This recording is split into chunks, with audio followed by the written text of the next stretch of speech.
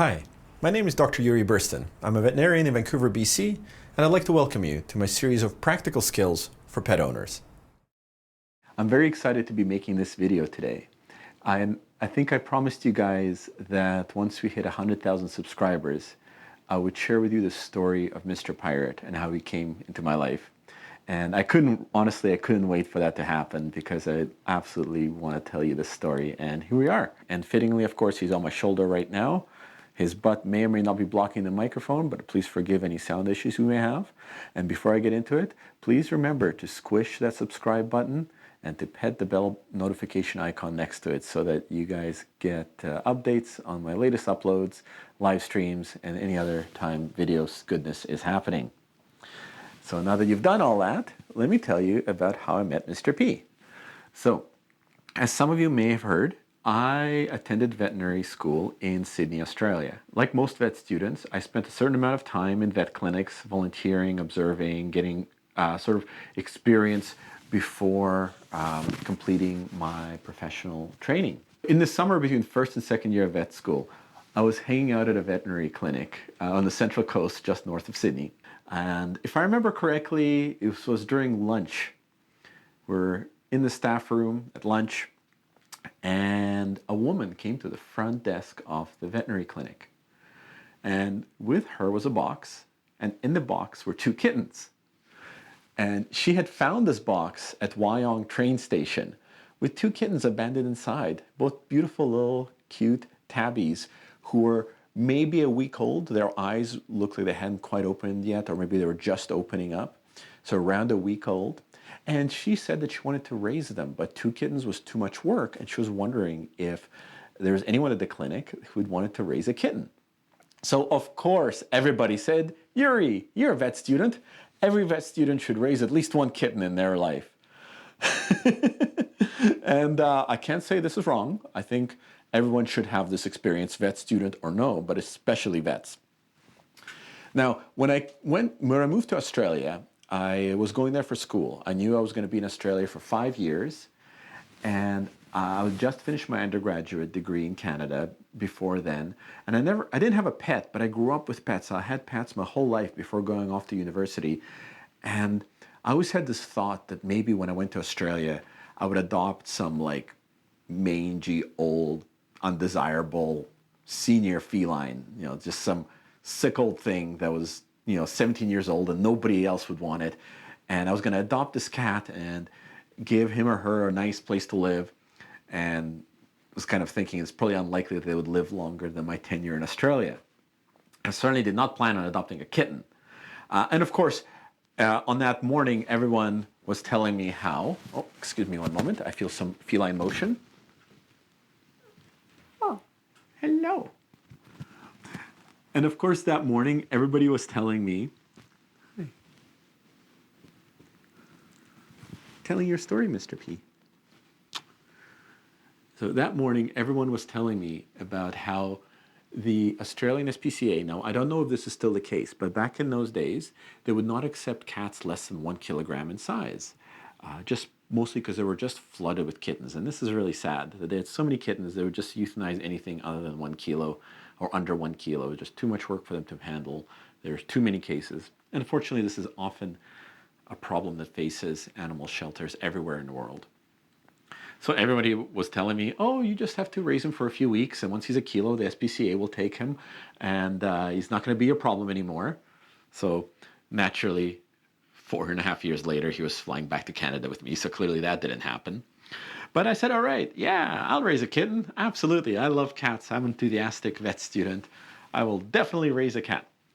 And it just so happens that on that day, I had some photos taken. Now, I want to share them with you. This photo is taken on, I think, a 1 megapixel flip phone Motorola camera. Very, very old school. So the quality of these images is not the best, but you can see a picture of a 22-year-old me and a 1-week-old Mr. Pirate, and you'll see Mr. Pirate earning his name. Rawr.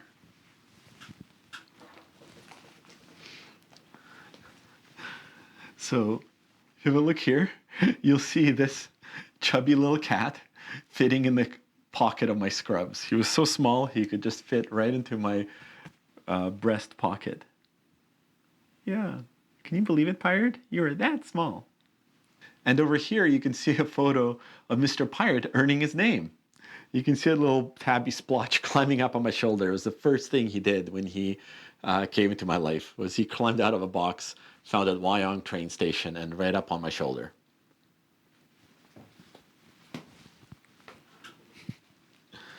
Now, it just so happens that I'm a big fan of fantasy and adventure novels, big fan of history, and I was playing Sid Meier's Pirates at the time. So when he climbed up on my shoulder, I thought, this is a little parrot, not a cat.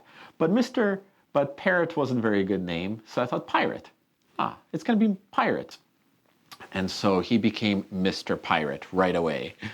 Just as soon as he climbed up on my shoulder, I just knew that this was his natural habitat. Isn't that right, little guy? So, and he pretty much lived on my shoulder ever since, the end. Okay, not really the end, but it was certainly a beginning. So I spent, luckily this was during summer break, so I spent the next 7 weeks learning how to raise a kitten, bottle feeding this little guy a couple times a day. I probably didn't get up as often in the middle of the night as I should have to bottle feed him. Toileting him. I don't know how many of you guys know this, but kittens can't poo or pee until they're about 5 or 6 weeks old on their own. They need stimulation of the perineum, which their mother provides with a tongue, and which humans provide with a little wet paper towel. So every time you feed a kitten, you have to kind of stroke under their tail until they pee or poop, because they're not just the way they're built. That's the way the physiology works. So I was feeding him, milk replacer, toileting him, and he mostly spent most of that time living on my shoulder. I did live in a shared house with some pretty awesome people at the time. So he had a lot of humans giving him a lot of love. My mate Simon, Simon, if you're watching this, miss you, dude, is like 6'6", I believe. He's got massive shoes, and Mr. Pirate used to climb into his running shoes and just curl up inside of there and have naps. He was that small, just sleeping inside of running shoes. He would sleep in our beanbag chairs that we had in the living room and just sink right down until you couldn't see a cat anymore. It's a miracle nobody sat on him at that time. Oh, and I have to share you a story about weaning him. So a couple of weeks into having Mr. Pirate, I realized that at some point cats need to start eating solid food. And I started reading about weaning kittens. And I read that weaning happens sometime between 6 and 8 weeks of age. And for those of you that don't know, weaning refers to getting a cat off of milk, or getting any mammal off of milk and onto their adult food, whatever it may be. Being a high-strung vet student, once I read this, I decided that I have to wean him right away. And I just started putting out kitten food and mixing it with milk replacer. And I think I weaned him way too early, probably in like the space of 3 days at 6 weeks of age, which is really, there's no need for panic. I could have just taken my time, but I speed weaned him, and it was hilarious because I had a little saucer of milk with some cat food in it.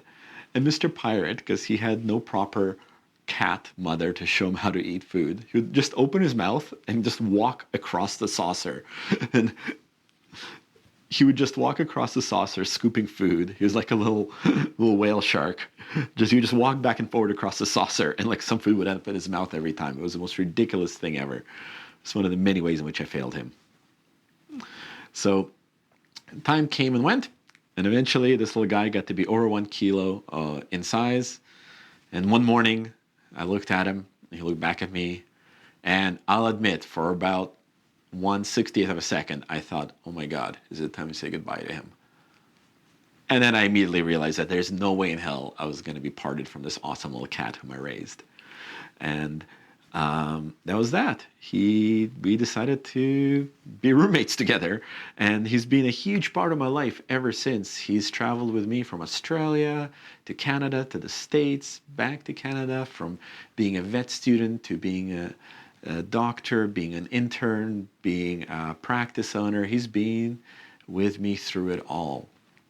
And of course, he flew back from Australia with me. Poor little guy, probably the most traumatic thing that ever happened to him. Unfortunately, he had to go in the luggage compartment under the plane. You can't take cats with you in the passenger compartment for the long haul flights. I mean, it was like over 20-hour flight, I think. But he handled it pretty well. And I remember asking the stewardesses to check on him during our layover in Hawaii, and because I couldn't go to the luggage compartment for safety reasons, but they checked on him and ensured me he was fine, and for something for which I'm ever grateful. So if you guys have seen this video, thank you once more. It was really lovely. And I think that is a pretty good summary of Pirate's early years. He had a bit of a rough start in a box at a train station. Had a bit of a rougher start being raised by by a 22-year-old version of me that didn't really know what he was doing. But he seems to have turned out okay. I think we have a very good, close, and loving relationship with him. And I'm very, very, very happy that he's a part of my life. He's just been my little buddy for so many years. And hopefully will be my little buddy for many, many more. And I'm pretty much his mother. I think that's the way he sees me. I'm okay with that. Certainly I get more licks from him than I do from any other cat I've ever met. And he gets more shoulder rights from me than any cat usually gets from their human. So it's a very, very balanced relationship. And he helps me make YouTube videos, for which I'm also very, very thankful. So I hope you found the story of Mr. Pirate's origins both enlightening and amusing. And hopefully I will have a chance to share many, many, many, many more adventures with Mr. Pirate and you guys over the coming years. If you'd like to see more videos like this, I would really appreciate your support, which you can express by joining me on Patreon, where I have a wonderful community of patrons already, or by getting some Squishthatcat merchandise like this t-shirt. I also have mugs and a bunch of other stuff, so please support me. I look forward to making more videos like this, and until next time, have fun with your pets, and I'll see you again.